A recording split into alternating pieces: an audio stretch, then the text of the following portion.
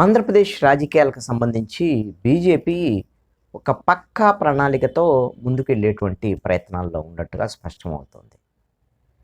తెలుగుదేశం నుంచి జనసేనను విడగొట్టి, జనసేన, బీజేపీ కలిసి పోటీ చేయాలి అనేటువంటి దాని మీద ఇప్పటికే పవన్ కళ్యాణ్ దగ్గర ఒక ప్రతిపాదన కూడా పెట్టినట్టుగా ఒక సమాచారం. అయితే పవన్ కళ్యాణ్తో బీజేపీ పెద్దలు పూర్తి స్థాయి చర్చలు జరిపిన తర్వాత ఒక నిర్ణయానికి వచ్చేదానికి అవకాశం ఉండొచ్చు అని. అయితే పవన్ కళ్యాణ్ దగ్గర బీజేపీ చేసినటువంటి ప్రతిపాదన ఏమిటి అని అంటే, బీజేపీ జనసేన వరకే పోటీ చేయటం అనేటువంటి అంశం ఒక్కటే కాదు. బీజేపీ జనసేన కలిసి పోటీ చేసేటువంటి క్రమంలో చిరంజీవిని ముఖ్యమంత్రి అభ్యర్థిగా ప్రకటించటం, ఉమ్మడి జనసేన బీజేపీ తరపున చిరంజీవిని ముఖ్యమంత్రి అభ్యర్థిగా ప్రకటించి మనము ప్రజల్లోకి వెళితే ఖచ్చితంగా ప్రజల నుంచి ఒక ఆదరణ వస్తుంది, ఒక ప్రభావం కూడా ఉంటుంది అనేటువంటి దాని మీద ఒక కీలకమైనటువంటి ప్రతిపాదన చేశారు అనేటువంటిది ఒక సమాచారం, ఒక స్పెక్యులేషన్ నడుస్తోంది. ఇది ఎంత మేరకు నిజము ఏమిటి అనేటువంటి దాని మీద మరి జనసేనకు సంబంధించినటువంటి నాయకులు కానీ ఎవరైనా చెప్పాల్సినటువంటి అవసరం ఉంది. వాళ్ళు బయటికి వెల్లడిస్తారా లేదనేటువంటిది తెలియదు. కొంతమంది బీజేపీకి సంబంధించినటువంటి కీలకమైనటువంటి నేతలతో నేను మాట్లాడినటువంటి నేపథ్యంలో మేము ఒక ప్రత్యామ్నాయ శక్తిగా బీజేపీ జనసేన ముందుకెళ్ళేటువంటి అన్ని రకాల ప్రయత్నాలు చేస్తున్నాము అనేటువంటి విషయాన్ని వాడు చెప్పుకున్నారు. మొన్న అయోధ్య రామ మందిరం అక్కడ రాముని ప్రాణ ప్రతిష్ఠ కార్యక్రమానికి కూడా పవన్ కళ్యాణ్, రామ్ చరణ్, చిరంజీవి కూడా కుటుంబ సమేతాలుగా హాజరయ్యారు అక్కడికి.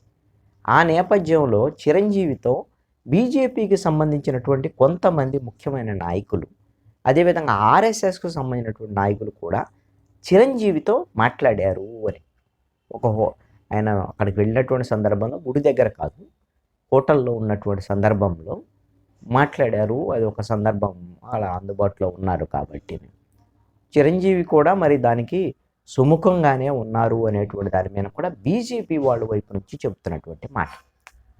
చిరంజీవి ఆ నేపథ్యంలోనే పద్మ విభూషణ్ ఇప్పుడు వచ్చింది. ఎలాగో పద్మ విభూషణ్ అంటే ఆయన ఇచ్చినటువంటి సర్వీసు వీటిని బట్టి వచ్చి ఉండొచ్చు. బీజేపీ ఒక సాఫ్ట్ కార్నర్తో కొంత ఈ విధమైనటువంటి నిర్ణయం తీసుకున్నది అనేటువంటిది. చిరంజీవి ముఖ్యమంత్రి అభ్యర్థి అయితే ఒక ప్రత్యామ్నాయ శక్తిగా బీజేపీ జనసేన కలిసే కనపడేదానికి అవకాశం ఉండొచ్చు అనేటువంటి దాని మీద. అయితే దానికి పవన్ కళ్యాణ్ మరి అంగీకరిస్తారా లేదా? మరి ముఖ్యమంత్రి అభ్యర్థి అంటే మరి తాను కూడా, పవన్ కళ్యాణ్ కూడా ముఖ్యమంత్రి అభ్యర్థిగా ఉండాలనుకుంటారు కదా. తన అన్న అంటే ఎప్పుడు కూడా ఆయనకి మంచి సదభిప్రాయమే ఉంటుంది. పిఆర్పి సందర్భంలో కూడా ప్రజారాజ్యం పార్టీ పెట్టినప్పుడు యువరాజ్యం బాధ్యతల్ని పవన్ కళ్యాణ్ చూశారు. ఆ తర్వాత 2009 ఎన్నికల్లో పిఆర్పి 18 సీట్లలో గెలవటం, ఈ నేపథ్యంలో పిఆర్పిని కాంగ్రెస్ పార్టీలో కలపటం, ఇవన్నీ విషయాలు తెలిసినాయి. ఆయన అయితే రాజకీయాలకు దూరంగా ఉంటున్నారు. అలాగని భవిష్యత్తులో రాజకీయాల్లోకి రాను అని ఎప్పుడూ చెప్పలే చిరంజీవి కూడా. కాబట్టి ఇప్పుడు మూడోసారి బీజేపీ అధికారంలోకి రాబోతుంది కేంద్రంలో అనేటువంటిది ఒక సానుకూలమైనటువంటి వాతావరణం అయితే వచ్చింది. అయోధ్య ఒకటి, రెండో అంశము ఇండియా కూటమి కూడా బలహీనపడటం. ఇప్పుడు నితీష్ కుమార్ లాంటి వాళ్ళు ఇండియా కూటమి నుంచి బయటికి వెళ్ళి ఎన్డీఏ కూటమిలో చేరటము, ఇవన్నీ కూడా రానున్నటువంటి ఎన్నికల్లో ఎన్డీఏ కూటమి మళ్ళీ అధికారంలోకి వస్తుంది అనేటువంటి ఒక సంకేతంగా. ఈ అంశాలన్నీ కూడా చిరంజీవి మళ్ళీ ఇటువైపు మొగ్గు చూపడానికి అవకాశాలు ఉండేదానికి పరిస్థితులు ఉండొచ్చు. అయితే ఇప్పుడు నితీష్ కుమార్కు సంబంధించినటువంటి బీహార్కు సంబంధించినటువంటి వ్యవహారం ఇవన్నీ ఉన్నటువంటి నేపథ్యంలో ఈ 2 రోజుల నుంచి కొంత జాప్యం జరిగింది. కానీ ఈ 1-2 రోజుల్లో పవన్ కళ్యాణ్తో పూర్తి స్థాయి చర్చలు జరిపిన తర్వాత బీజేపీకి సంబంధించినటువంటి వాళ్ళు, బహుశా జేపీ నడ్డా, అమిత్ షా లాంటి వాళ్ళే పవన్ కళ్యాణ్తో మాట్లాడేదానికి అవకాశం ఉండొచ్చు. చిరంజీవి ముఖ్యమంత్రి అభ్యర్థిగా పెట్టి ఎన్నికలకు వెళదాం, ఎన్నికలకు వెళ్ళినటువంటి క్రమంలో కొన్ని సీట్లు వస్తాయి, మనం గెలుస్తాం అనేటువంటి దాని మీద వాళ్ళు కూడా అట్లా ఇప్పుడు ఉన్నటువంటి పరిస్థితుల్లో బీజేపీ గెలుస్తుందని, జనసేన కూటమి గెలుస్తుందని వాళ్ళు కూడా చెప్పినా నమ్మేదానికి అవకాశం ఉండదు కదా. కాబట్టి కొన్ని సీట్లు వస్తాయి. ఒకవేళ అప్పుడు చిరంజీవిగిన మరి ఆయనకి హోదాకి ఇబ్బంది అనుకుంటే ఆయనకి రాజ్యసభ ఇచ్చి అవసరం అనుకుంటే కేంద్రంలో ఆయనకి అవసరం అనుకుంటే మంత్రి పదవి కూడా ఇచ్చేదానికి అవకాశం ఉంది అనేటువంటి ఒక ప్రతిపాదన కూడా పవన్ కళ్యాణ్ దగ్గర బీజేపీ పెద్దలు పెట్టేదానికి అవకాశం ఉండొచ్చు అనేటువంటి దాని మీద. అలాంటి పరిస్థితుల్లో మరి చిరంజీవికిన ముఖ్యమంత్రి అభ్యర్థిగా ఉండి రేపు పొద్దున కేంద్రంలో ప్రభుత్వంలో రాజ్యసభకి వెళ్ళి కేంద్ర మంత్రిగా ఉండేదానికి. ఆ తర్వాత 29 ఎన్నికల కల్లా పూర్తి స్థాయి సర్వసన్నద్ధతతో బీజేపీ జనసేన కలిసి అప్పుడు పవన్ కళ్యాణ్ ముఖ్యమంత్రి అభ్యర్థిగా 2029కి అప్పుడు మీరు పూర్తి స్థాయిలో మనం బలపడటానికి అవకాశం ఉంటుంది, మీరు ముఖ్యమంత్రి అభ్యర్థిగా ఉండొచ్చు అనేటువంటి దాని మీద పవన్ కళ్యాణ్కి ప్రతిపాదనలు చేశారు. ఈ ఎన్నికల వరకు బలంగా ధీటుగా తెలుగుదేశము వైఎస్ఆర్ కాంగ్రెస్ పార్టీ ఈ కూటమిని ఎదుర్కోవాలి అంటే ఈ రెండు పార్టీలను ఎదుర్కోవాలంటే చిరంజీవి లాంటి వాళ్ళని ఫేస్ పెడితే ముఖ్యమంత్రి అభ్యర్థిగా పెడితే బాగుంటుంది అనేటువంటి దాని మీద బీజేపీ ప్రతిపాదన చేసినటువంటి దాని మీద మరి పవన్ కళ్యాణ్ అంగీకరిస్తారా లేదా, మరి దీనికి సంబంధించినటువంటి ప్రతిపాదన ఎలా ఉండబోతుంది?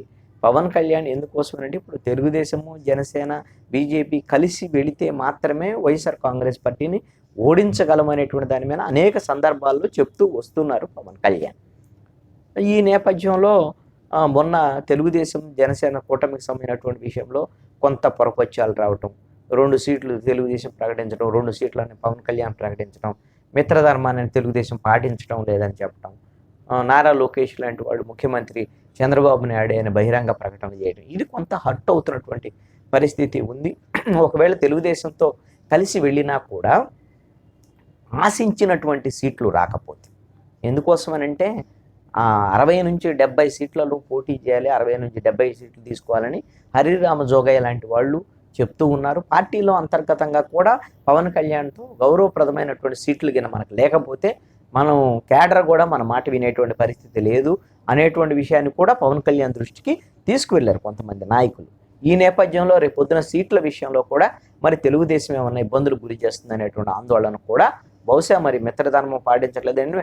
నేరుగా పవన్ కళ్యాణే మాట్లాడారు కాబట్టి ఎంతో కొంత లోపల అంతర్గతంగా కొంత సంక్షోభము ఇద్దరు పార్టీల మధ్య మనస్మర్ధలు వచ్చినట్టుగా కనపడుతుంది. ఈ నేపథ్యాన్ని దీన్ని ఒక అవకాశంగా తీసుకొని బీజేపీ ఇప్పుడు పక్కా ప్రణాళికతో జనసేన బీజేపీ కలిసి వెళ్ళేదానికి ఇప్పుడు చిరంజీవి ముఖ్యమంత్రి అనేటువంటి ప్రతిపాదనని తీసుకొచ్చినట్టుగా తెలిసింది. మరి నితీష్ కుమార్ ఇష్యూ అయిపోయింది కాబట్టి అక్కడ ఇక ఢిల్లీ పెద్దలు పవన్ కళ్యాణ్తో సంప్రదింపులు జరిపి దాని మీద 1-2 రోజుల్లోనే తేల్చబోతున్నారు. జనవరి నెలాఖరు కల్లా కూడా దీనికి సంబంధించినటువంటి ప్రక్రియని బీజేపీ పూర్తి చేసేటువంటి ఆలోచనతో వేగంగా పౌరులు కదుపుతున్నట్టుగా కనపడుతుంది. మరి ఏం మారుతుంది రాజకీయాల ఇదే గిన జరిగితే తెలుగుదేశం జనసేన గిన పోటీ చేసేటువంటి పరిస్థితి ఉంటే విడిగా ఆంధ్రప్రదేశ్లో ట్రయాంగిల్ పోటీ జరిగేదానికి అవకాశం ఉంటుంది. ఆంధ్రప్రదేశ్ రాజకీయాలు మొత్తం కూడా పూర్తి సమూలంగా మారేటువంటి దానికి అవకాశం ఉండవచ్చు ఈ ఎన్నికల్లో.